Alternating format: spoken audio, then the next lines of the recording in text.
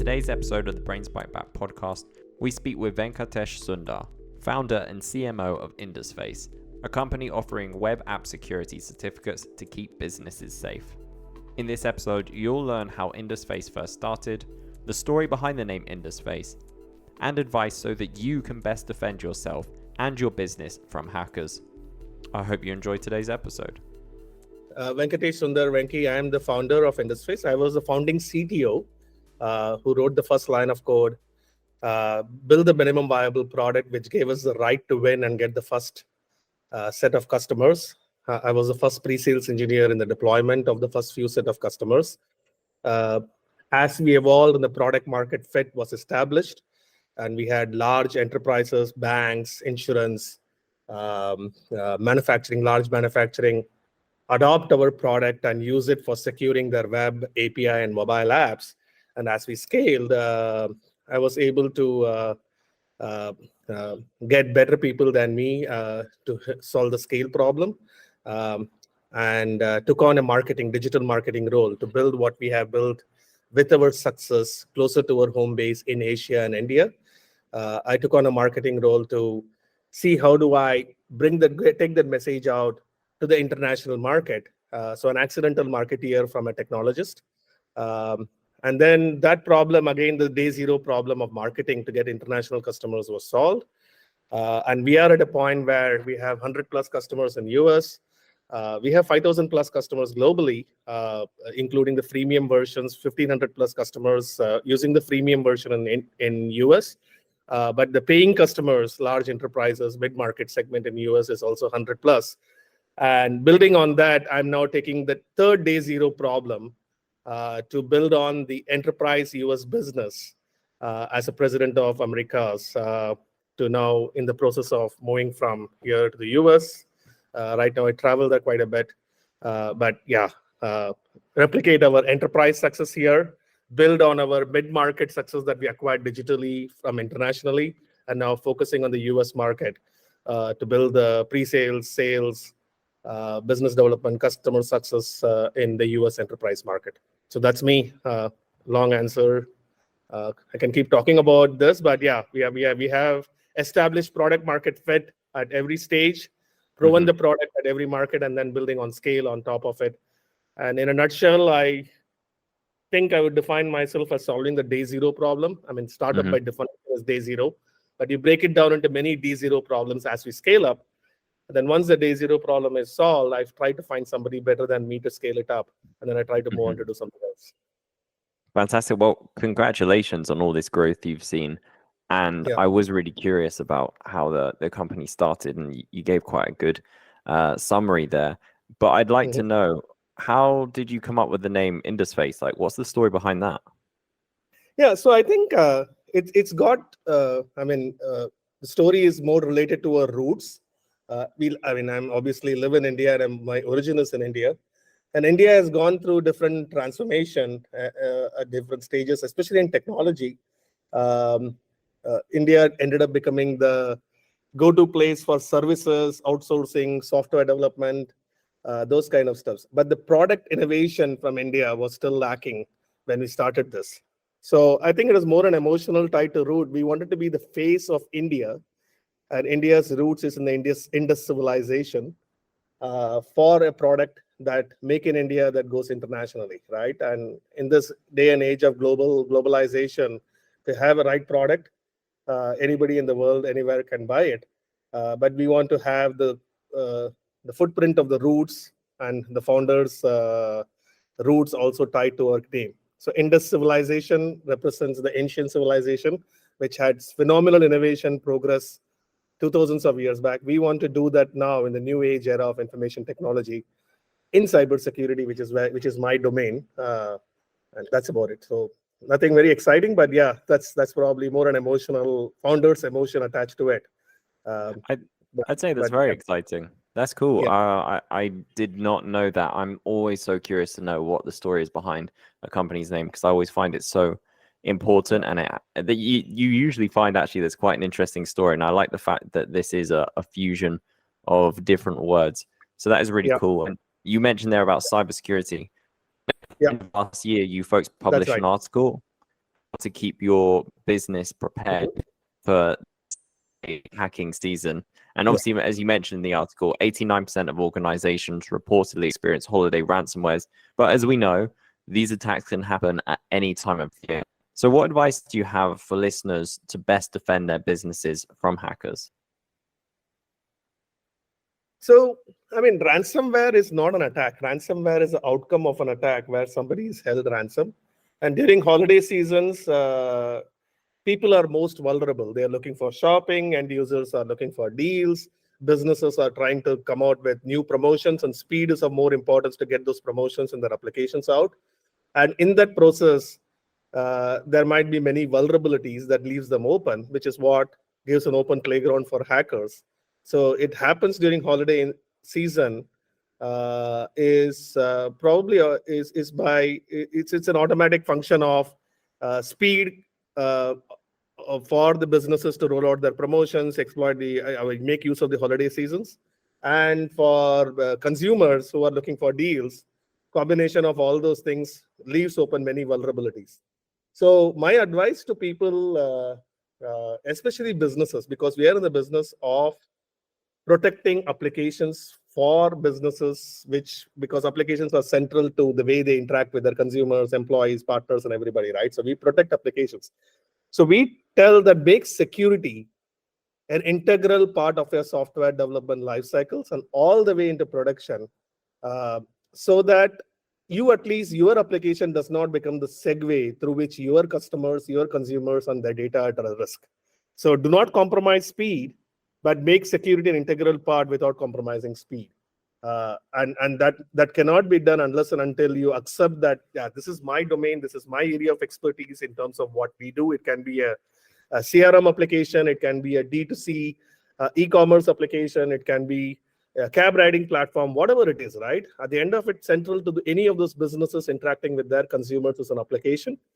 And the businesses has to focus on the security of their application, because that is the heartbeat of any digitization initiatives.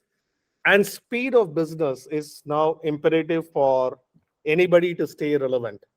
It's not about how big you are, but how fast you adapt to the changing needs of consumers, trends, and everything, is how every businesses operate to stay relevant. And with speed comes risk. And the need for speed is even further higher during holiday season, especially for certain types of businesses which have different promotions.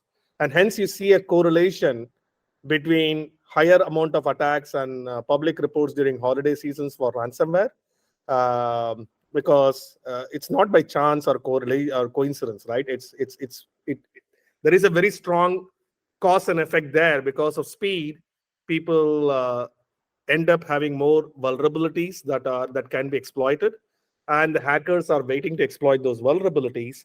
And during holiday seasons, the customers might be even more vulnerable to succumb to ransomware attacks, as opposed to, even though their ethical call and reasons might be never to succumb to it and not pay a single buck, even if it is going to cost me less, even it's going to cost me more for the downtime it creates.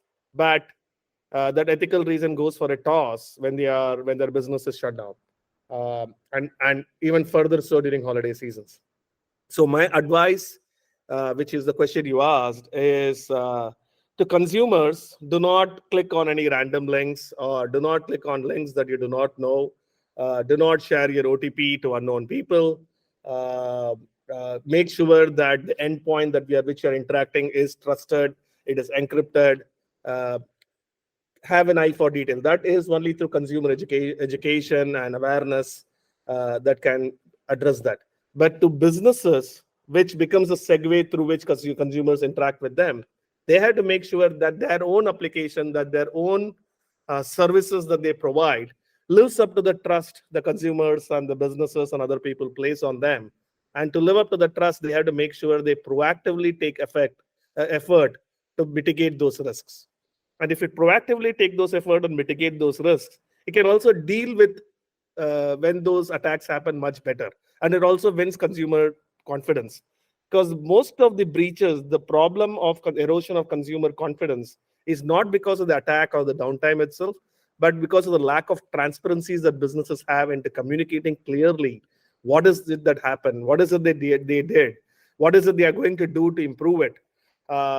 Those transparency doesn't exist. But if they show that clearly that these are all the things we have in place, in spite of this happened, but we learned from this and we are improving it, and this is the impact and these are all the workarounds, then actually those situations turns around to build the trust further.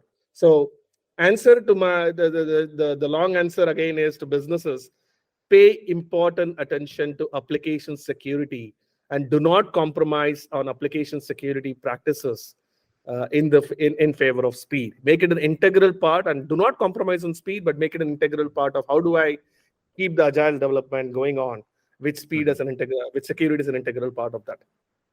I think that's some really solid advice, and what you mentioned there about transparency and being clear, I think that's so important. And I also am very curious to know, like, are there other companies operating in this space? And if so, like, how do you differentiate yourself from the competition? Yeah, I think it goes back to the story you asked first question. How did you start Indusface? I mean, right from day zero. And this was like when we went to again, if you look at the history, the first product that we built in Indusface was basically a risk detection product, a malware detection product. And once we got a critical mass of customers and some traction from it, it got acquired by Trend Micro, right? And it was an asset purchase. It got acquired by Trend Micro. And with a little bit of money that we made from that, and we went back to the drawing board and said that we want to start something else. And obviously, my domain expertise was on security, application security specifically. And it was a crowded market. We were not the only vendors. We were not creating a new category. But in an existing category, how do I create a blue ocean? How do I create a differentiation, especially when there are many players? And there has to be a compelling enough aha for in terms of value to the customer, even if we are a new startup coming up with a version 1 product, right? And that differentiation that we identified 10 years back, that even though we are building a software product, even though we are building a tool that is trying to solve a specific problem, in this case, protecting applications and establishing the intent of the traffic and the user that is coming into the transaction, is it good or bad? Other players are doing it, but there is a set of policies that we had to build. But the key differentiator was we just don't throw a tool and walk away. We combine management of it, updates of it, making sure that your applications are protected from new threats. Your applications are protected relevant to your current application risks. Like in a holiday season example that you mentioned, that you are rolling out this feature, but there is this vulnerability that exists because of speed and did not go through the proper QA. Do not worry about it. Let that vulnerability exist, but we as a gateway can instantly virtually patch it as a part of the managed services. So it's a tool that we combine with managed services offering as part of my 24/7 support license, became that one singular aha factor that we provided to the customers. And guess what? 10 years later, since the drawing boards situation when it was just PPT, vision statement and differentiation and everything, the same differentiation holds good today. And imitation is the best form of complement. Some of the biggest players in the competition who are our competitors are actually copying the same capability now. So we have the first mover advantage, we have the critical mass, but the fact that they are copying the same value feature differentiation that we have is actually some kind of pride for me as an individual and also the company, because we have done something right, and we have to further up our game and innovate further. So management combined with application security, and within application security, if you really lay down the landscape, there is risk detection of the application, which requires specialized skills. There is surgically accurate risk protection specific to the risk of your application that requires a specialized skill, which is a web application firewall. And the risk detection typically is security scanning, pen testing. And there is continuous risk monitoring, which is, it's not just configure and walk away. There are new threats. Your application itself is changing. It is integrating with third-party components. New APIs are being added.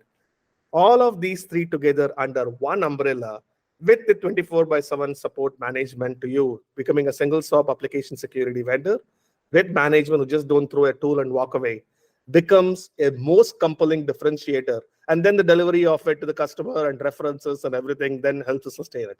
So in terms of capability, piecing together all the aspects of the application security and providing our expertise on top of the product became our aha differentiation, which was my minimum viable product launch based on which I won it.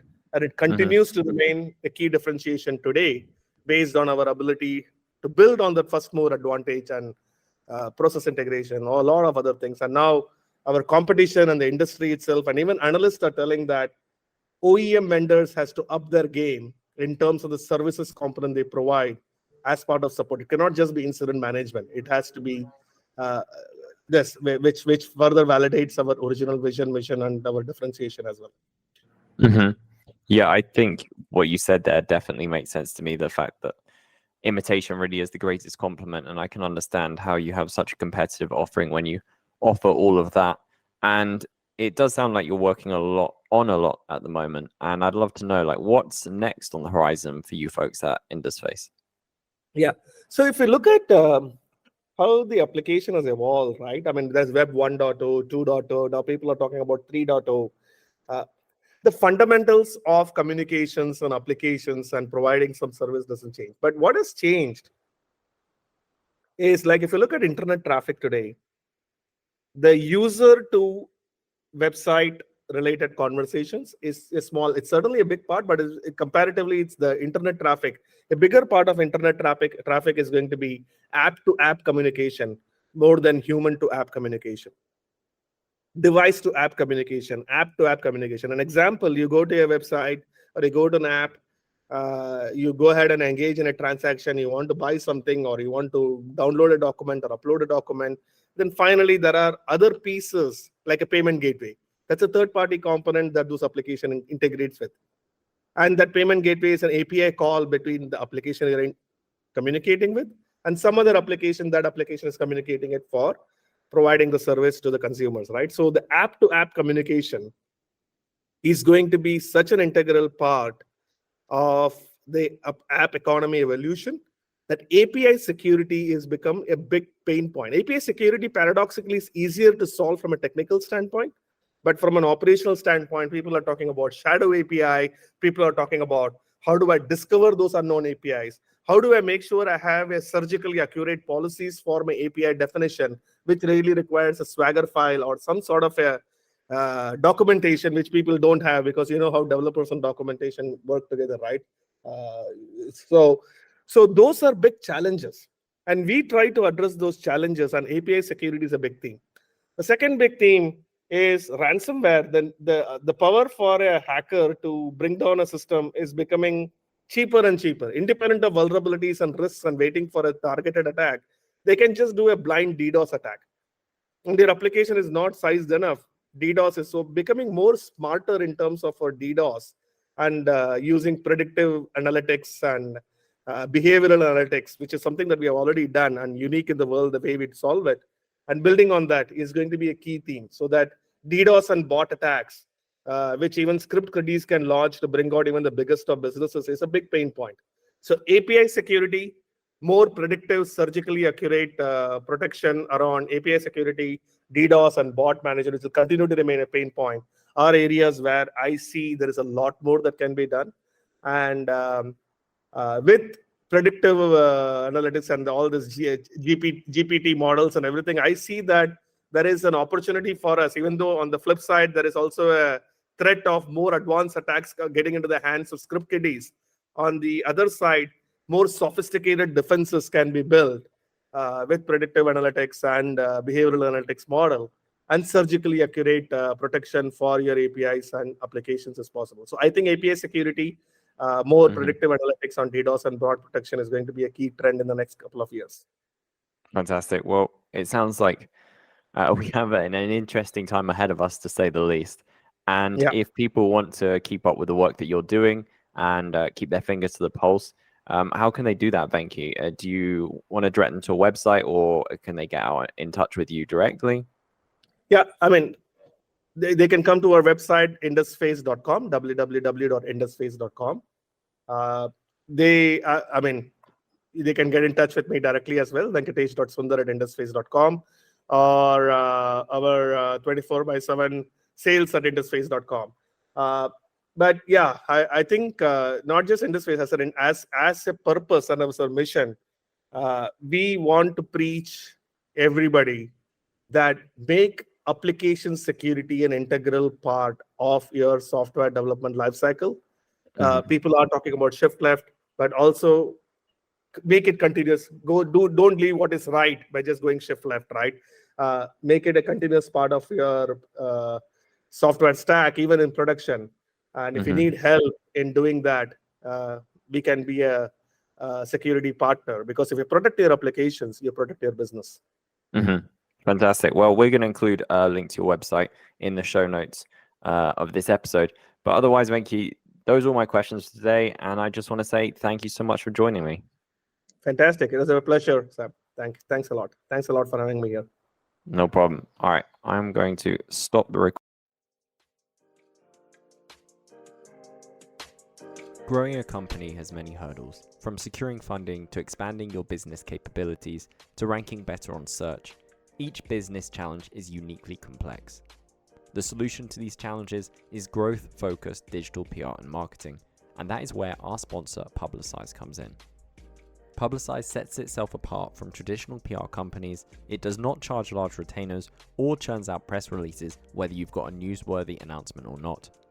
Publicize builds businesses' online presence and gets high-quality PR and media coverage for startups and entrepreneurs who are priced out of a broken PR industry.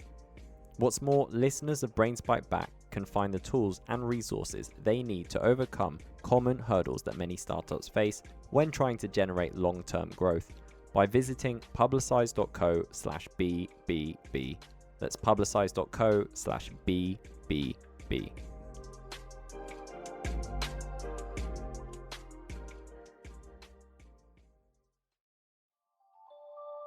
That is it for today's episode. Thank you for joining us. I hope you've learned something, and if you have benefited from today's episode, please consider leaving us a review on iTunes or wherever you listen to your podcast, as these reviews really help us grow the show. You can also follow us wherever you get your podcasts, including YouTube.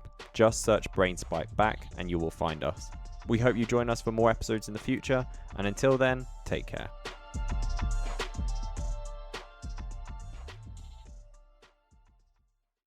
Disclosure: this episode contained a client of an Espacio portfolio company.